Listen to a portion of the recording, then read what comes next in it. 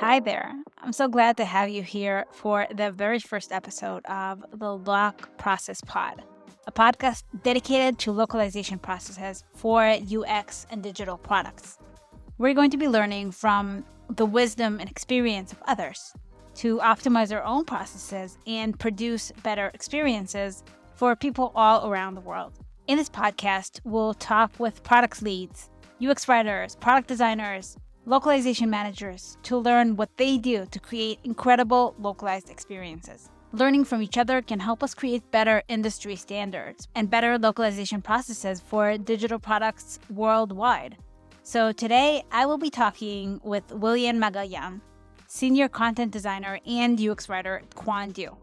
William came to Quandoo as a content designer, but he also helped recreate and redesign their localization processes to streamline and scale and bring better experiences to audiences in other countries. We hear all about it from William today. So, William, thank you so much for being here. I would love to know if I'm pronouncing your name correctly. Is it William Magalhães? Yes, Willian Yes. Magalhães. Yes, Yes. very nice. I actually looked it up before. I'm just really used to people mispronouncing names, I guess. So I had to look it up myself first. So welcome, William Magalhães. We are here to basically discuss how you have built your localization process at your company, Quandoo. And you've mentioned that you're now localizing into 8 languages. Is that correct? Yes. That is amazing. So I would really like to hear from you first before we kind of start digging into, I guess, the meatier part of the interview about the processes themselves. I would love to hear from you what kind of background you brought into this role and kind of where you came from into it. All right. Thank you so much. So let me tell you a little bit about me. I have a degree. I started my degree in English Linguistics. And then I taught English for 10 years in Brasilia. I'm from Brazil. And then after 10 years in the classroom, I was thinking it's time for me to do something that I also love, which is technology. I didn't know what to do exactly. I just thought I should get into I don't know, university course or something to give me some guidance so I could find out what it is in the market I can do. So I started this university degree again, the second one, in analysis and systems developments. In my first semester, I was lucky enough to get an internship at IBM. And inside IBM, I discovered Watson. I started working with IBM Watson, like building chatbots and working as a conversational designer, UX writer since then. That was in 2017. And then after my internship, I started being contacted by companies. Hey, could you come and help us with our chatbots and conversational design? So this is where my foundation is, UX writing for chatbots since 2017. And then 2 years ago, I joined a global company called Cinch. And I was able to start working with international teams because we had people from all over the places. And because I can speak English and people in my team couldn't, I was the one reaching out to them, like get information, bringing information to my team. So the interest of having these connections with international teams was born there. And then after Cinch, I was invited to come to Quandoo here in Berlin. I'm based in Berlin now. And the main objective, the main goal of coming to Quandoo was to help the company with localization because we had sort of a process, but it wasn't something documented. It wasn't something that followed the flow. It was something that was like, let's create a ticket and let's follow this ticket until it's done. So when I first came here, I tried to understand the resources that we had, the languages that we localized, which kind of markets we were localizing to. It took some time. For example, in 20 days, it's going to be a year that I'm here, but it took around 7 months for me to really start doing something about localization. I believe the first 6 months, of course, onboarding and learning the product and understanding users' data, users' behaviors, all of this counted. So recently, I've finished the localization process here in Quandoo.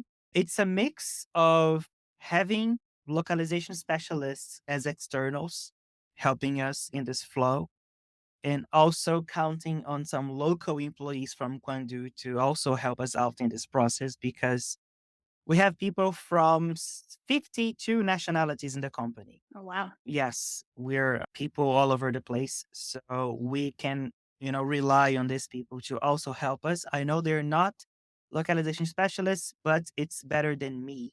Then I don't know the local customs of that place or languages. For me, I cannot tell if that sounds weird or not.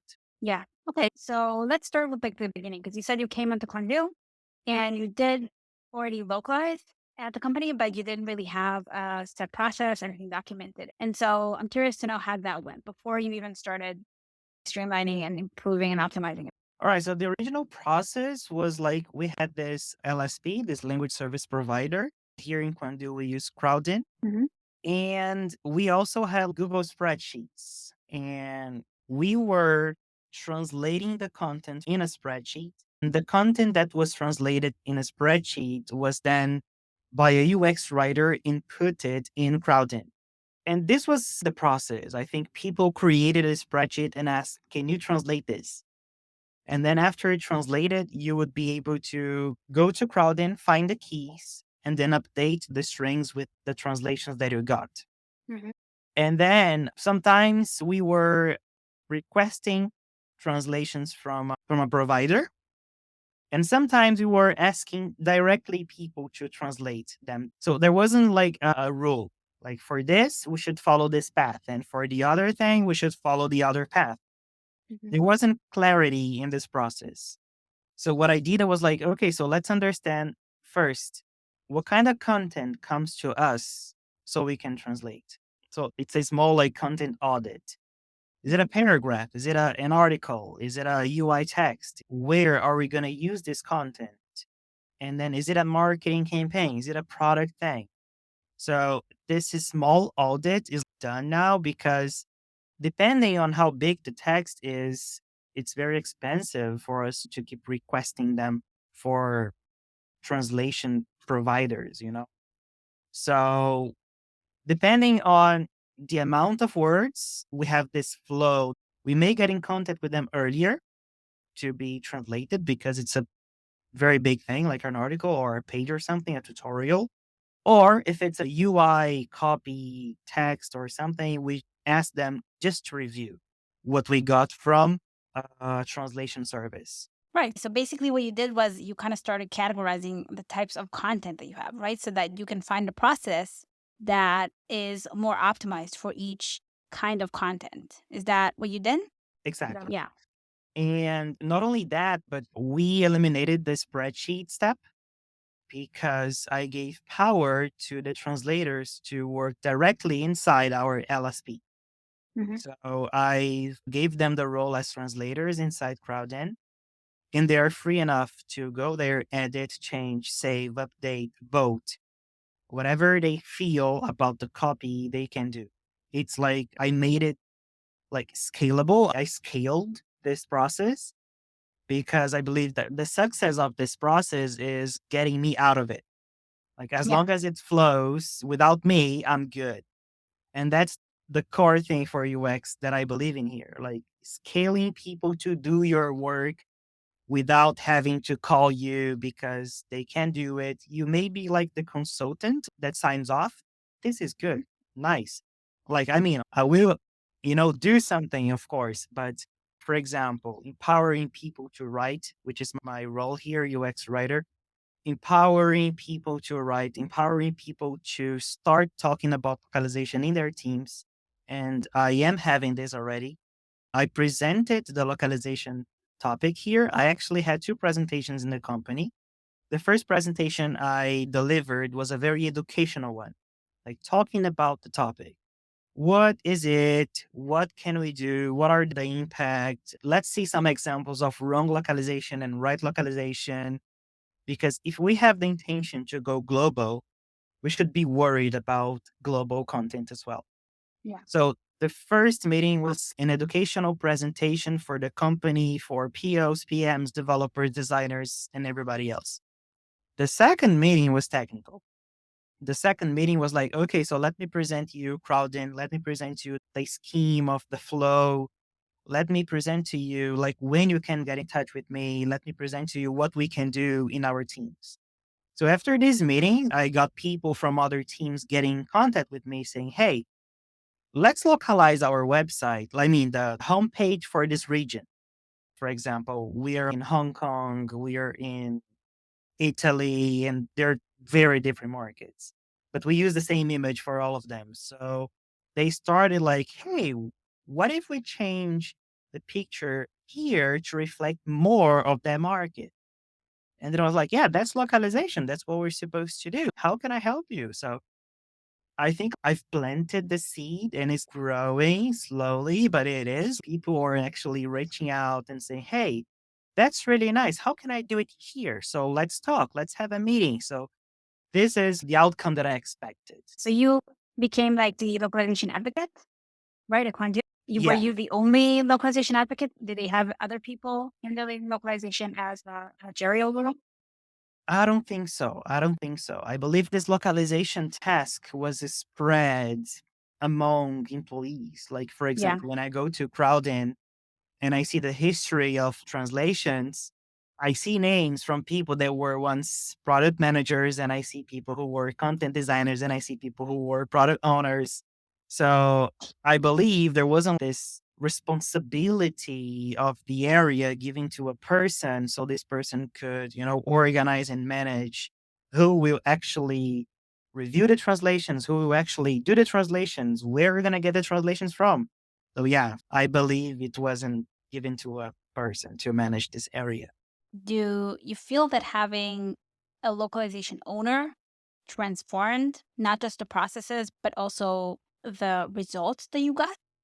I believe so because we are getting outputs on this.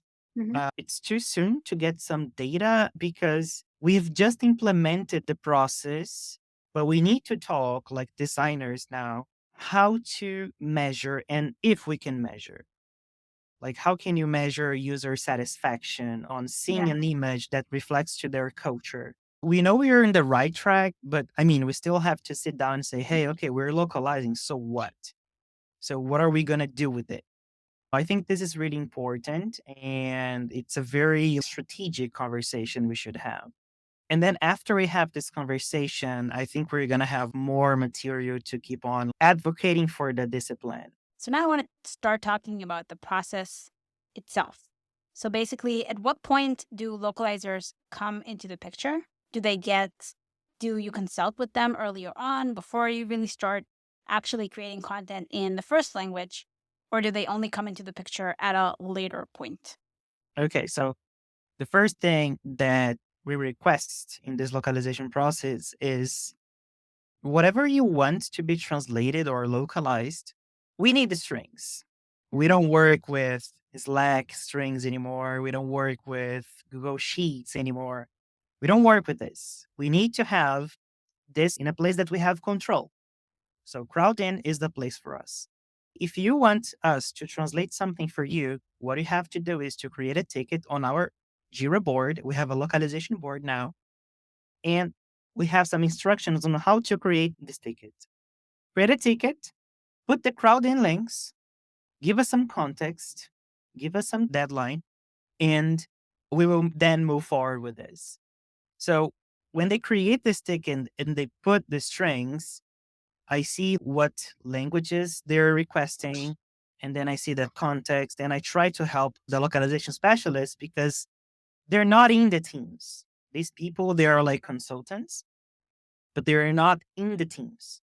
So they don't know what we are doing, the product we're working, the feature we're working. So they need to be contextualized. So after I try to contextualize for them, I request translations from translation service that we use here in Quandoo. And then this ticket moves to translations from this service going on. As soon as it's done, we go to the second part, actually the third part, which is localization specialists will sign off this content. So I let them know that they should go in CrowdIn, see the translations we've got and sign them off or change or adapt or see what we can do. So once they're done with it, then we're able to do quality assurance of this content. So we build whatever we are testing. We go into a test environment, we see how it looks, and then we send it to production according if it's right or wrong. So basically, you do design, it goes to development, and then the people who create the keys are developers at that stage, at the development stage. Exactly. Design designs. Hmm. I write the copies in the design. After the copy and that part of the process is done, front-end developers build the strings on our LSP. As I see. soon as the strings are created in our LSP, they come back to us for localization. So let's say basically you do the design, you do the writing, you send it to development, it goes to localization, and then the localizer comes back to you and says, "Oh, I'm sorry, but I need more than one line for the title, or my language is longer, so it doesn't fit," or something like that. You need to make any adjustment to the design. So, what do you do when that happens? Okay, so in this training that I gave, the educational training about localization, I talked about internationalization, which Hmm. is pretty much this. And internationalization is under my responsibility because I am the one creating the copy in the first place. Yeah. So I'm the one who has to keep this in mind. I should understand that when we translate, for example, from English to German, German is going to be smaller because English, we separate the words more. German, we tend to get all the nouns and make them compound nouns. Hmm. So they are usually smaller. However, when I translate, for example, from German to Chinese, I know that Chinese is going to be even smaller. So these moves that can happen inside the I have to have them in my mind. So as I'm the one creating the copy, I'm pretty much preparing for how it could be when we get bigger or shorter strings. We don't do very long CTAs in our product.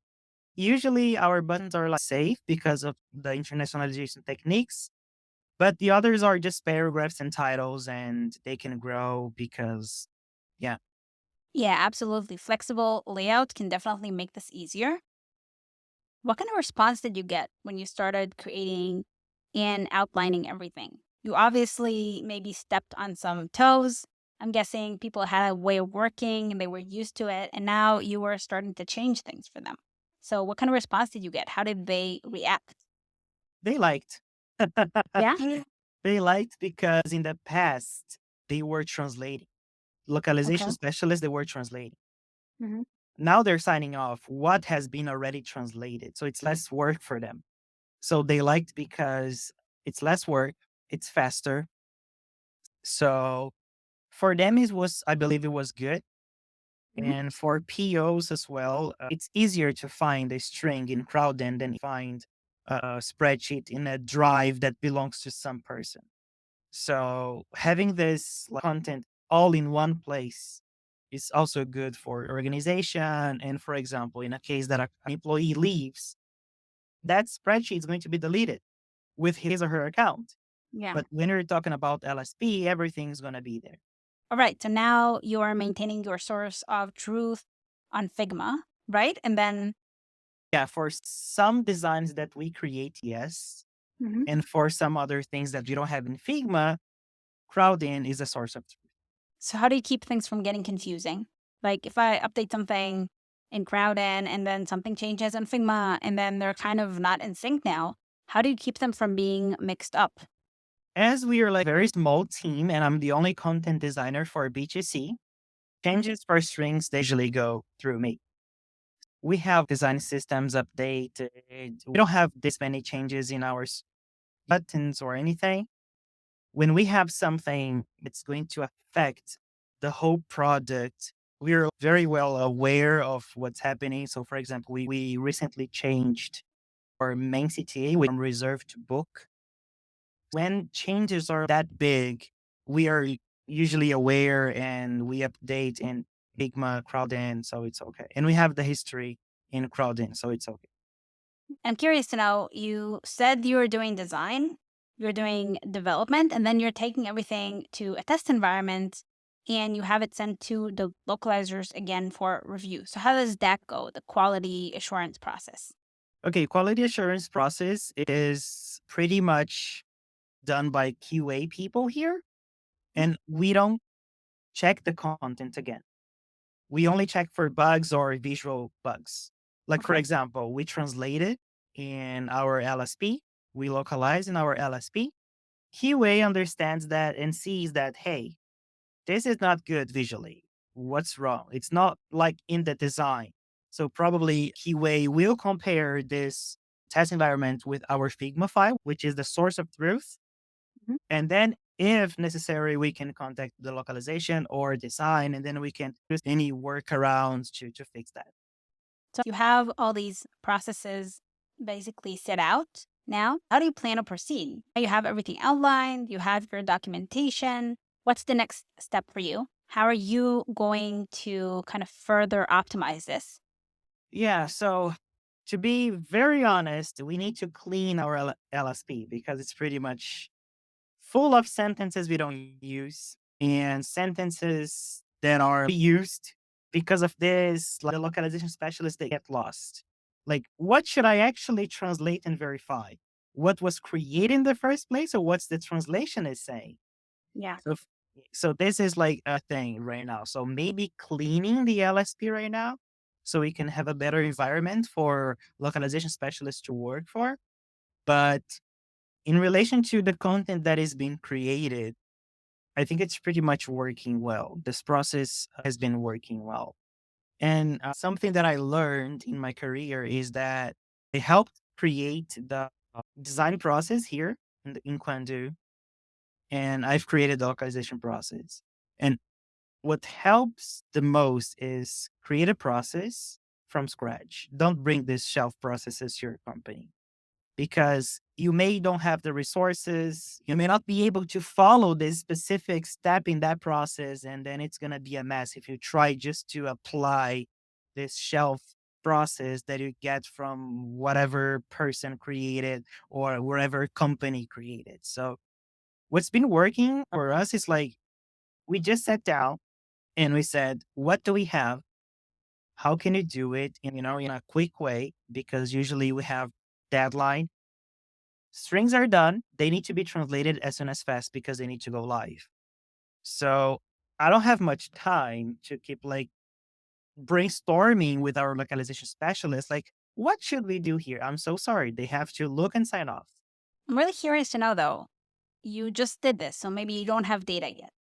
But if you make a change, like going from reserve to book or from book to reserve, do you always make that change throughout across all languages? Or do you check that maybe some languages will be better off with book, or do some languages even don't have book or reserve? They have another version of the copy that is unique to that language. And if so, do you keep that or do you change it as well? Then we involve the localization specialist and we explain the reasoning. And this change is based on user research. And we present this data to localization specialists and say, okay, how can we say this in your language, in the language that you master? This old word has this result, and this new word had a better result. So, based on the word that had a better result, how can we change in your language a word that represents this?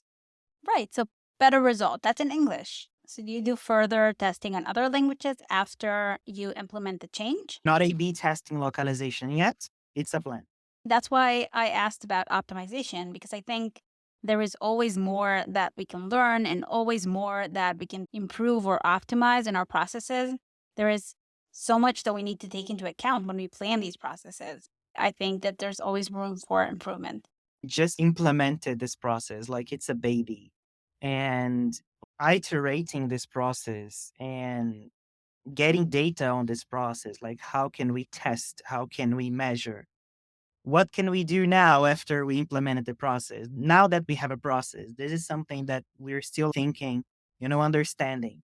Yeah, definitely. So, one last question before we go. You said today that you were manually writing the copy, then you're manually localizing it. So, have you considered using any of the machine translation AI tools, Gen AI, to kind of streamline your process and make it faster or more efficient? In crowdin, I believe we have some MTs in crowdin already.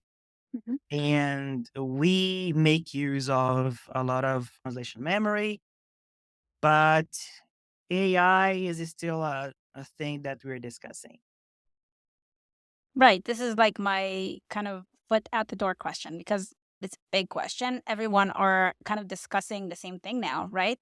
And it's out there and you want to use it, but you're not really sure how to, and you're not really sure how to implement it and if it's good in any way, because if it's not a good fit, then you can do some damage too to the process. So it's definitely something that should be approached with caution. But also, I think it's really fascinating to see where it's going to lead everybody. Is there anything else that you want to say or discuss that we haven't discussed? Because I'd love to hear it too. I mean, congratulations on putting together that Slack group. Yeah. It helped us as professional to give maturity to the discipline. And I believe it's a topic that has been getting attention lately, which is really nice because I'm in love with hands-on. So I love like creating tutorials, showing how to do stuff. And your Slack channel, it will definitely help me improve and become a better localization specialist here in Quandoo. Yeah, that's amazing. It's actually the reason I created this because in UX, you're in UX as well. So you know that the community is so good about knowledge sharing, so good about bringing people together to kind of share how they do things and how they set everything up. And they try things and experiment with things and test a lot. And I think that this is a vibe that we should get and we are getting gradually in localization. It's definitely something that is going to improve the results, the processes, the quality of everything, and I guess the quality of the experience at the end. So it's definitely worth it. And for me, that was the main goal behind creating that community. But it does depend on people also, including their own knowledge and sharing their own knowledge and kind of being part of it. And every time someone posts, I'm actually getting really excited to see what they wrote. Let's share knowledge and let's help people out there with whatever they're facing or, any challenges they're facing. Let's help them. Yeah, this was really, really fascinating. Thank you so much for sharing and thank you so much for being here, for taking the time. I'm actually really, really curious to know where you are going to be in a year from now and where your localization process is going to take you. So hopefully maybe we'll do like a follow-up and I'm just going to meet with you again in a year and see how things are going. Awesome. Thank you so much, Michal. Bye. Bye bye.